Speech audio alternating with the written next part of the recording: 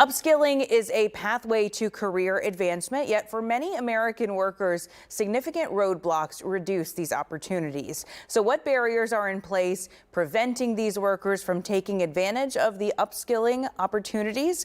Joining us live from Chicago is Elise Awad, DeVry University's new and notably first female president and CEO. Good morning, Elise. Good morning, Haley. So can you share some of the statistics from this study that we've been talking about? Absolutely. So the general findings suggest that there's a significant say-do gap where American workers actually say they understand upskilling opportunities are important. However, very few take advantage. And there is a significant barrier between women and people of color where they're disproportionately impacted, unfortunately. 73% of men have access to upskilling resources versus 56% of women and 42% people of color. And even with employer-sponsored programs, only 37% of women actually take advantage of upskilling opportunities versus 56% of men.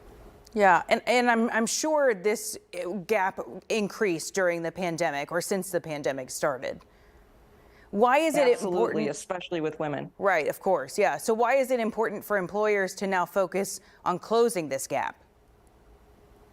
Well, first, it's important to always create a future-ready workforce, regardless, so that your business continues to thrive in the face of tech disruptions and just workforce disruptions in general, based on a ever-changing economy, and also to attract and retain a diverse workforce. So I'd say make access easy for all. Work with education partners like DeVry University to offer flexible options for your workforce. Mm-hmm. What kind of opportunities do you offer?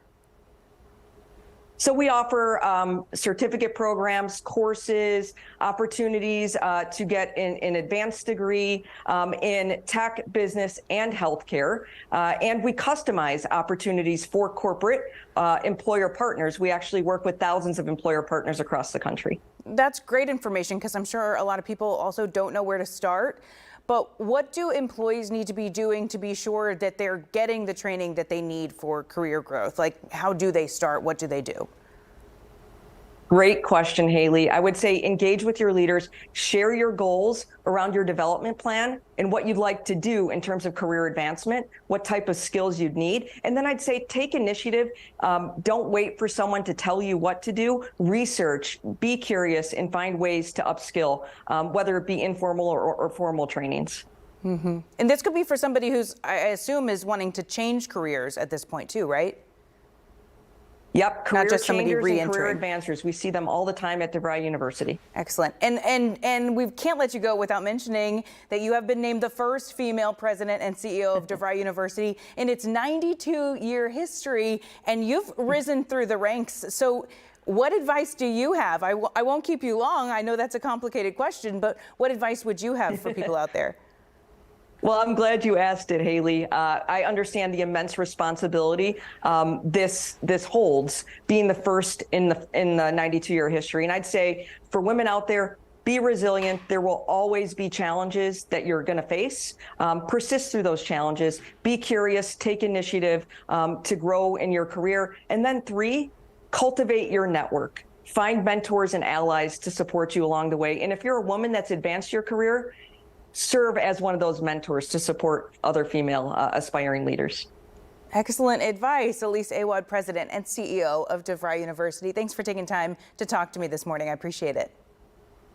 Thank you, Haley. And if anybody's interested in hearing more about the report, they can visit devry.edu. devry.edu. Perfect. Thank you so much. Thank you for having me.